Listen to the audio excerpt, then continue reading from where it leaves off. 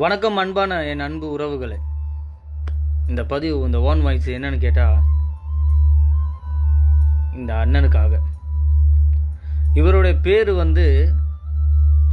மாதவன் ராஜ்குமார். அழகான பேர் இல்லை? உண்மைக்குமே சொல்லப்போனால் நிறைய பேர் சொல்லிக்கிட்டு இருக்காங்க. எப்படின்னா, மலையகம் இன்னும் முன்னேறலை, மேலே வரலை, யாருக்கும் தெரியாமல் இருக்குது. யாருக்கும் தெரியாமலாம் இல்லைங்க.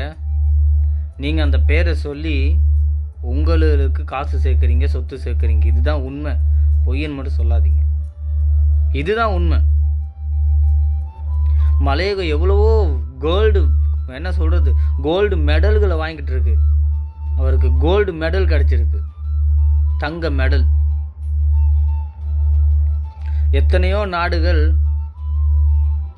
பங்கு பற்றின அந்த போற்றியில் நம்ம நாடு இலங்கை நாட்டை சேர்ந்த மலையகத்தை சேர்ந்த இந்த நண்பர் மாதவன் ராஜ்குமார், வாழ்த்துக்கள், முதலிடத்தை பிடிச்சிருக்காரு. எப்படி? ஆணழகன் போட்டி 80 கிலோ எடை கொண்ட அவர். எத்தனையோ பேர் இருந்தாங்க, அத்தனை பேரையும் தாண்டி ஒரு முதலிடத்தை பிடிச்சி கோல்டு மெடலை வாங்கியிருக்காரு. உண்மைக்குமே பாராட்டக்கூடிய விஷயம். இதை யாருமே போட்டு நான் பார்க்கல. ஒரு 2 பேர் போட்டிருக்காங்க. ஆனால் மலையகத்துக்காக உயிரே கொடுக்குற மாதிரி கத்திக்கிட்டு இருக்காங்க. மலையகம் என் மூச்சு, மலையகம் என் பேச்சு, மலையகம் மண், இப்படி சொல்லிக்கிட்டு இருக்கிறவங்க ஒரு சில பேர் மலையகத்தை விட்டுட்டு வேற எங்கேயோ சிட்டி பக்கம் வீடும் காணியும் தோட்டமும் கடைகளும் போட்டு வாழ்ந்துக்கிட்டு இருக்காங்க. ஆனால் மலையகம் மூச்சுன்னு சொல்கிறோம், அந்த பக்கம் போய் பார்க்கறது இல்லை. ஆனால் உண்மைக்குமே இந்த அப்பாவி மக்களை ஏமாற்றி சாப்பிட்றீங்க. என்றைக்குமே அது நிலச்சி நிற்காது. அது மட்டும் மனசில் நினச்சிக்கோங்க. ஏமாற்றி சாப்பிட்றது என்றைக்குமே நிலச்சி நிற்காது. வாயை திறந்தாலே போய் மலையத்துக்காக நான் அதை பண்ணுறேன், இதை பண்ணுறேன். எவ்வளோ பேர் ஹெல்ப் பண்ணுறாங்க, நேரடியாக காட்டுறாங்க. ஆனால் மறைமுகமாக ஹெல்ப் பண்ண காட்டலைன்னு உங்களுக்கான சொத்தை சேர்க்குறீங்களே. நீங்கள்லாம் எப்படி அந்த காசில் என்ன நடக்க போகுதுன்னு உங்களுக்கு தெரியாது. அது சுத்தமாகவே இல்லாமல் போயிடும். ஒரு நேரத்தில் நீங்கள் படுங்கடன்காரனாக ஆயிடுவீங்க. நீங்கள் மொத்தமாக வீடு எல்லாத்தையும் சேர்த்து விற்றுட்டு அந்த கடனை கட்ட வேண்டிய ஒரு சூழ்நிலைக்கு நீங்கள் தள்ளப்படுவீங்க. இதுதான் உண்மை. மலையங்க எவ்வளோ மேலே வளர்ந்துச்சுங்க. இப்போ நான் பார்த்துட்ருக்கேன். இப்போ போராட்டம் பண்ணிக்கிட்டு இருக்காங்க, சம்பள பிரச்சனையா. கடவுளேன்னு அது சரி வரணும், அதுக்கான ஒரு தீர்வும் கிடைக்கணும். இந்த சம்பளம் பிரச்சனை எப்போ அதிகமாக ஆரம்பிப்பாங்க? உண்மைக்குமே சொல்லப்போனால் எப்போ அதிகமாக அது தொடங்கும்? இந்த எலெக்ஷன் வர்றதுக்கு ஒரு 3 மாதத்துக்கு முன்னாடி தான் அது ஆரம்பிப்பாங்க. அப்போ ஆரம்பித்தா தாங்க அந்த 3 மாதத்துக்குள்ளே அந்த போட்டி பயங்கரமாக இருக்கும். நான் தான் இதை வாங்கி கொடுக்குங்கிற ஒரு எண்ணத்தில் ஓடும். நான் தீப்பற்றிக்கிட்டு நான் மண்ணெண்ணெய் ஊற்றிக்கிட்டு எரிச்சிக்குவேன்னு பல பேர் சொல்லுவாங்க. சம்பளத்தை வாங்கி தராமல் என் மூச்சு நிற்காதுன்னு சொல்லுவாங்க. ஆனால் மூச்சு இருக்கும், சம்பளம் பேச்சே இருக்காது. இப்போ கூட நம்ம ஜீவன் தொண்டமான் அவங்க சொல்லியிருக்காங்க சம்பளத்தை வாங்கித்தாரேன்னு. அவங்களுக்கு ஒரு பக்கம் ஒரு இதை போட்டிருக்காங்க, பிரச்சனையை பண்ணி அவங்கள கைது பண்ணணும்னு சொல்லி ஒரு போராட்டம் போய்கிட்டு இருக்கு. ஒவ்வொரு பக்கம் பிரச்சனை தான். பிரச்சனை இல்லாட்டி இந்த மனிதர்கள் எப்படி இருப்பாங்க தெரியுமா? யாருமே பேசாமல் இருப்பாங்க. அதனால பிரச்சனைங்கிறது இருக்கணும். பிரச்சனை இருந்தால் தான் மனுஷங்க பேசுவாங்க. பிரச்சனை இருந்தால் தானே எங்கள் கடவுளுக்கே அர்ச்சனையை கொடுக்குறீங்க. உண்மையை சொல்லுங்கள். பிரச்சனை இருந்தால் தானே நீங்கள் கோயில் குளத்துக்கு போய் பல பிரச்சனையை சொல்கிறீங்க. அப்போ இந்த மாதிரி பிரச்சனைலாம் வரும். இதெல்லாம் தாண்டி முன்னாடி வரணும்.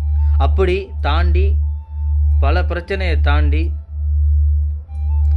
தன்னுடைய உடம்பை அழகுபடுத்தி தென்படுத்தி தைரியமாக இந்த துபாய் நாட்டில் ஒரு தங்க மெடலை வாங்கியிருக்காங்கன்னு சொன்னால் உண்மைக்குமே பாராட்டக்கூடிய விஷயம். பெருமை சேர்த்துருக்கீங்க. நம்ம நாட்டுக்கும் சரி, நம்ம ஊருக்கும் சரி, இந்த மலையகத்துக்கும் சரி ஒரு பெருமையை சேர்த்ததுக்கு உண்மைக்கும் உங்களுக்கு பெரிய ஒரு சல்யூட். என் சார்பாகவும் இந்த டிக்டாக்கில் நண்பர்கள் நம்ம நாட்டு சார்பாகவும் எல்லாருடைய சார்பாகவும் உங்களுக்கு உண்மைக்குமே ஒரு வாழ்த்துக்கள். இதை தாண்டி இன்னும் நிறைய நீங்கள் சாதனைகளை படைக்கணும். நம்ம நாட்டுக்கு நீங்கள் தெரியப்படுத்தணும். இந்த மலையகங்களுடைய வளர்ச்சியை நீங்கள் காட்டணும். நிறைய பேர் பொய் சொல்லிக்கிட்டு இருக்காங்க, மலையகம் வளரலை, யாருக்குமே தெரியாதுன்னு. இவங்கெல்லாம் மலையகத்தை மேலே கொண்டுட்டு வந்துக்கிட்டு தான் இருக்காங்க. அந்த மாதிரி பொய் சொல்கிறாங்க பாருங்கள். மலையகம் இன்னும் மேலே வரலை, மலையகம் இன்னும் முன்ன மாதிரியே கீழே கிடக்குன்னு அவங்களுக்கெல்லாம் எப்படி என்ன அடின்னு எனக்கு சொல்ல முடியலை. ஆனால் ஒரே ஒரு வார்த்தை சொல்ல முடியும், அவங்களுக்கெல்லாம் சரியான ஒரு அடி கொடுத்துருக்கீங்க. இந்த மாதிரி நிறைய சாதனைகள் படைக்கிறாங்க, யாருக்கும் தெரியுதில்லை, அவங்களாம் அதை பார்க்குறதில்ல. பார்த்தும் பல மீடியாக்களில் இந்த மாதிரி விஷயத்தெல்லாம் போடுறதில்ல. இதுதான் உண்மை.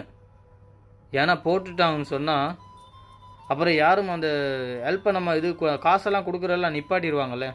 இப்போ அவங்க பேரை சொல்லித்தானே நிறைய பேர் காசுகளை பொறியங்கள்லேருந்து நிறைய காசுகளை வாங்குகிறாங்க. வாங்கி அவங்களுக்கான பல சொத்துக்களை சேர்க்குறாங்க. அதனால் இதெல்லாம் வெளியில் காட்ட மாட்டாங்க. நீங்கள் காட்டாட்டியும் கடவுள் ஒரு நாள் இது எல்லா விஷயத்தையும் வெளியில் காட்டிடுவார். இந்த மாதிரி நிறைய பேர் இருக்காங்க. ஒரு சில பேர் நிறைய ஹெல்ப் பண்ணுறாங்க, நான் பார்த்துட்ருக்கேன். உங்கள் எல்லாருக்கும் வாழ்த்துக்கள். ஏழ்மையாக இருக்கிறவங்களுக்கு ஹெல்ப் பண்ணுங்க, அவங்களும் கொஞ்சம் மேலே வரட்டும். கை கொடுங்க, ஏண்டதை கொடுங்க. நீங்கள் அள்ளி கொடுக்காட்டியும் பரவாயில்ல, சாதாரணமாக கிள்ளி கொடுங்க. அது ஒரு பெரிய ஒரு புண்ணியமாக இருக்கும். அந்த கிள்ளி கொடுக்குறத அவங்க அள்ளி எடுத்துக்குவாங்க. அவங்க அதுக்கு மேலே அவங்க அதே மாதிரி அவங்களும் கொஞ்சம் கிள்ளி கொடுப்பாங்க மற்றவங்களுக்கு. அன்பான உறவுகளே, இந்த நண்பர் நம்ம அண்ணனை பற்றி தான் நான் சொல்ல வந்தேன். இதனால் பல விஷயங்கள் நான் சொல்ல வேண்டியதாக இருந்தது. ஏதாவது தப்பு இருந்தால் மன்னிச்சிருங்க. நான் நிறைய விஷயம் இப்படி தான் நடந்துகிட்ருக்கு. நிறைய சாதனைகளை படைக்கிறாங்க. உங்கள் எல்லாருக்கும் வாழ்த்துக்கள். ஆனால் பொய் சொல்லிக்கிட்டு மலையகம் மேலே வரலை, மலையகத்தை வச்சு நிறைய பேர் ஒரு சில பேர், எல்லாரும் இல்லை, ஒரு சில பேர் நிறைய பேர் மலையகத்துக்காக போய் ஹெல்ப் பண்ணுறாங்க. நிறைய பேர் நான் பார்த்தேன் வீடியோஸ்கள். அவங்க எல்லாருக்குமே வாழ்த்துக்கள். நீங்கள் வீடியோ மூலியமாக காட்டுறதுல தப்பே கிடையாது. அப்படி காட்டினா பல உதவிகள் கிடைக்கிது. ஆனால் காசை வாங்கிட்டு காட்டாமல் பதுக்கமாக செய்கிறீங்க பாருங்கள், அதுதான். அந்த காசை என்ன பண்ணுறீங்கிறது யாருக்குமே தெரியாது.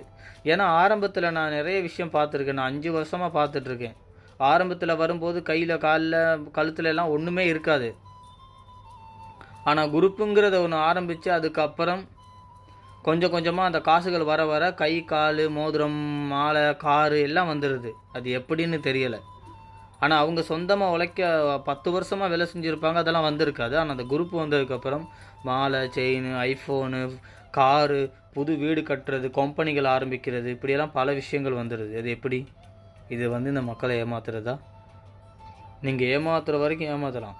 ஆனால் அந்த 6 அடி மண் உங்கள் மாதிரி ஏமாத்துறவங்களுக்கு அந்த மண்ணில் கல் முள்ளாக தான் இருக்கும், நல்ல மண்ணாக இருக்காது. இதுதான் உண்மை. நன்றி, வணக்கம்.